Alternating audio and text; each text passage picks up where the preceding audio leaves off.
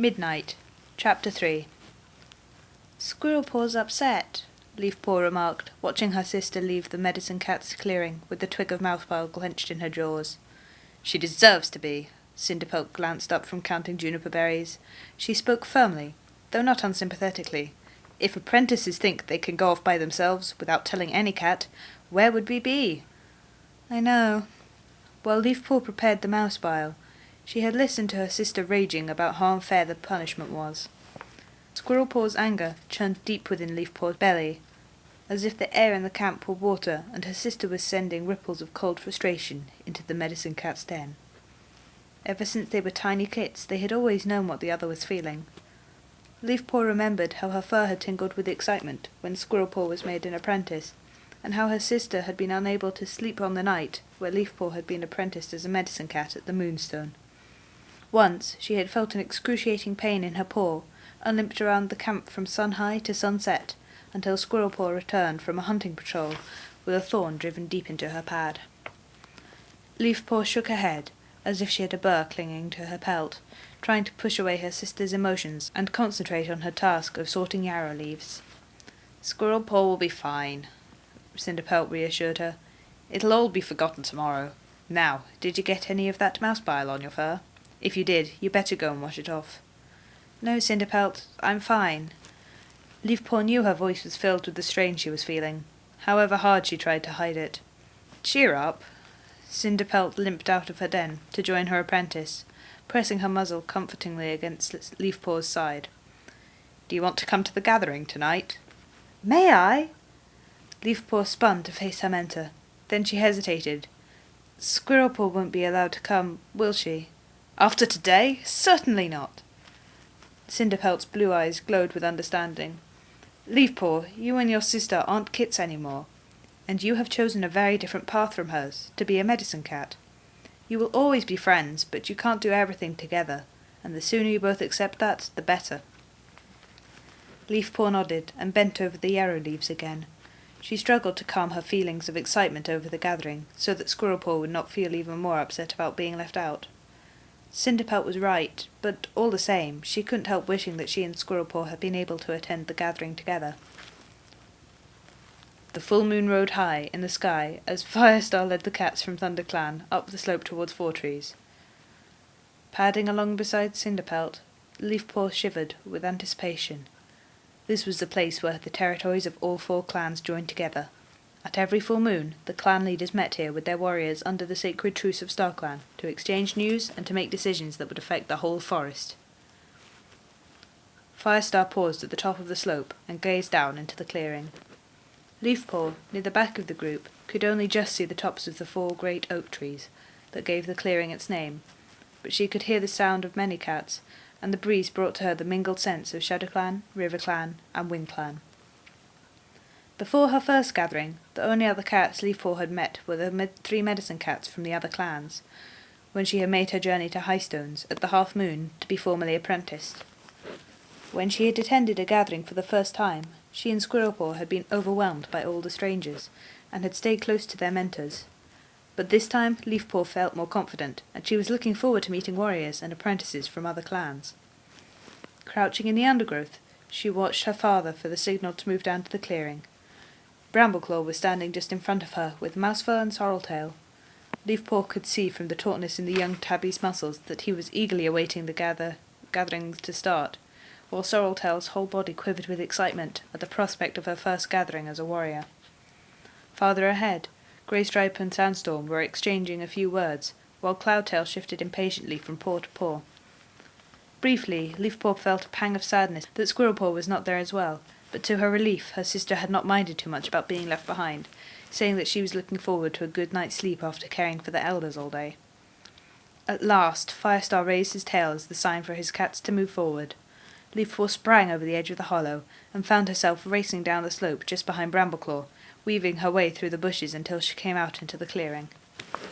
The shimmering moonlight revealed a mass of cats, some already seated around the great rock in the centre, others trotting around the clearing to greet cats they had not seen for a moon, or lying in the shelter of the bushes to gossip and share tongues. Brambleclaw slipped into the thong right away, and Cinderpelt went over to speak to Little Cloud, the ShadowClan medicine cat. Leafpaw hesitated, still a little daunted by the number of warriors in front of her, the unfamiliar scents, and the glowing of so many eyes that seemed to be trained on her. Then she caught sight of Greystripe, with a group of cats who all had the scent of RiverClan. Leafpaw recognised a warrior with dense blue-grey fur, whom they had met at the last gathering, and remembered her name, Mistyfoot, the RiverClan deputy. The two younger warriors were strangers to her, but Greystripe meted them affectionately, pressing his muzzle against theirs. Leafpaw was just wondering if she would be welcome to go and talk with them, when Mistyfoot caught her eye and beckoned her with her tail. "Hi, it's Leafpaw, isn't it? Cinderpelt's apprentice?" "That's right." Leafpaw padded over. "How are you?" "We're all well, and the clan is thriving," Mistyfoot replied. "Have you met Stormfur and Feathertail?" "My kits," Greystripe added proudly, though it was several moons since these young strong cats had left the nursery. Leafpaw touched noses with the young warriors, realising that she should have guessed that Stormfur was Greystripe's kin. The two cats had the same muscular bodies and long grey pelt. Feathertail's fur was a lighter, silver-grey tabby. Her blue eyes glowed with warmth and friendliness as she greeted Leafpaw. "I know Cinderpelt well," she meowed. "She looked after me once when I was ill. You must be proud to be her apprentice." Leafpaw nodded. "Very proud. But she knows so much, sometimes I wonder if I'll ever learn it all." Feathertail purred sympathetically. "I felt the same about becoming a warrior. I'm sure you'll be fine." "But you say the clan's thriving, Mistyfoot," Greystripe meowed quietly. "But you're looking worried. Is there a problem?" Now that he mentioned it, Leafpaw could see a glimmer of uneasiness in the RiverClan deputy's eyes, and Mistyfoot hesitated for a couple of heartbeats, and then shrugged. "It's probably nothing, but, well, you'll hear about it soon enough, when the gathering starts." As she spoke, she glanced towards the great rock. Leafpaw saw that two cats were already waiting on the summit. Silhouetted against the shining circle of the full moon was Tallstar, leader of WindClan, easily recognisable by his long tail. Beside him stood Leopardstar, the RiverClan leader, staring around impatiently at the cats below. As Leafpaw watched, she saw Firestar leap up to join them. "Where's ShadowClan's leader?" Leopardstar called out. "Blackstar, what are you waiting for?" "Just coming." A heavy white Tom, with jet-black paws, shouldered his way through the cats not far from Leafpaw. He crouched at the base of the rock, and sprung up to land lightly beside the RiverClan leader. As soon as his paws touched the rock, Leopardstar threw her head back and let out a yowl. At once the noise in the clearing died down, and every cat turned to face the great rock. Feathertail settled down beside Leafpaw with a friendly glance, and Leafpaw found herself warming to the gentle young warrior. "Cats of all clans, welcome." Tallstar, the eldest of all the clan leaders, moved to the front of the great rock, raising his voice to address the assembled cats. Glancing at his fellow leaders, he asked, "Who will speak first?" "I will." Firestar stepped forward, his flame-coloured pelt turning silver in the moonlight. Leafpaw listened as her father passed on the news about the badger at Snake Rocks. It caused little stir. The creature was unlikely to move from there onto another clan's territory, as long as the forest was full of prey. "And we have a new warrior," Firestar went on. "The ThunderClan apprentice Sorrelpaw has taken the warrior name of Sorreltail." A murmur of appreciation rippled round the clearing. Sorreltail was popular and well known among the other clans, having been to several gatherings more than the average apprentice.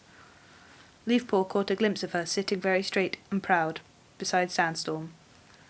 Firestar stepped back, and Blackstar took his place. He had taken over the leadership of ShadowClan after the death of Tigerstar. Under his leadership, ShadowClan was trusted more than before, though it was still believed that cold winds blew over the hearts of the ShadowClan cats and darkened their thoughts. "ShadowClan is strong, and prey is plentiful," Blackstar announced. "The heat of Greenleaf has dried up part of the marshes on our territory, but we still have plenty of water to drink." His glance raked defiantly around the clearing, and Leafpaw reflected that even if ShadowClan had less than a single raindrop left in their territory, Blackstar was unlikely to admit as much at the gathering. Tallstar flicked his tail at Leopardstar, inviting her to speak, but she drew back, leaving the next place to him. The WindClan leader hesitated for a moment, and Leafpaw saw that his eyes were clouded with worry. "Blackstar spoke truly of the heat of Greenleaf," he began. "It has been many days since the forest saw rain, and the moorland streams on WindClan's territory have been scorched away completely this last quarter moon. We have no water at all. But the river borders your territory, a cat called out from the shadows beneath the great rock. Craning her head to see, Leafpaw recognised Russet Fur, the Shadow Clan deputy. The river runs through a deep, sheer-sided gorge for the whole length of our border, Tallstar replied. It's too dangerous to go down there. Warriors have tried, and one whisker fell, though thanks StarClan he was not hurt. Our kits and elders cannot manage the climb. They are suffering badly, and I fear that some of the younger kits might die. Can't your kits and elders chew grass for the moisture? Another cat suggested. Tallstar shook his head. The grass is parched. I tell you, there is no water anywhere on our territory.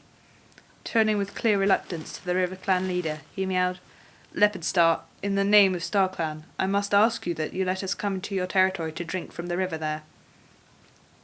Leopard Star came to stand beside the Wind Clan leader, her dappled golden fur rippling in the moonlight.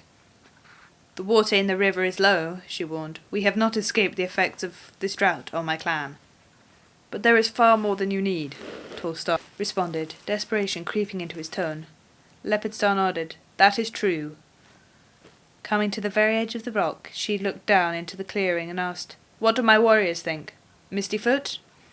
The River Clan deputy rose to her paws, but before she could speak, one of her clanmates cried out, We can't trust them!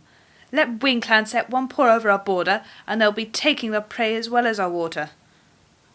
Leafpaw could see the speaker, a smoky black Tom, sitting a few fox lengths away, but she did not recognise him. That's Blackclaw, Feathertail murmured into her ear. He's loyal to the clan, but...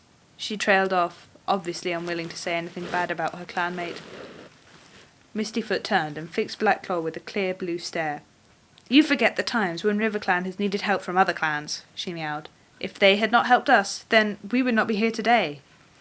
To Leopard Star, she added, I think we should allow this. We have water to spare. The clearing fell silent as the cats waited for Leopard Star to make a decision. Very well, Tallstar, she meowed at last. Your clan may enter our territory to drink from the river just below the two-leg bridge, but you will come no further, and you do not have leave to take prey. Tallstar bowed his head, and Leafpaw heard the relief in his voice as he replied, Leopard Star, River Clan has our thanks. From the oldest elder to the youngest kit, you have saved our clan. The drought will not last forever, and you will have water in your territory soon. We will discuss this again at the next gathering, Leopard Star meowed. I'm sure they will, Greystripe muttered darkly. If I know Leopard Star, she'll make Wind Clan pay for the water somehow. Let us hope StarClan have sent rain by then, Tallstar meowed, stepping back to let Leopard Star address the gathering.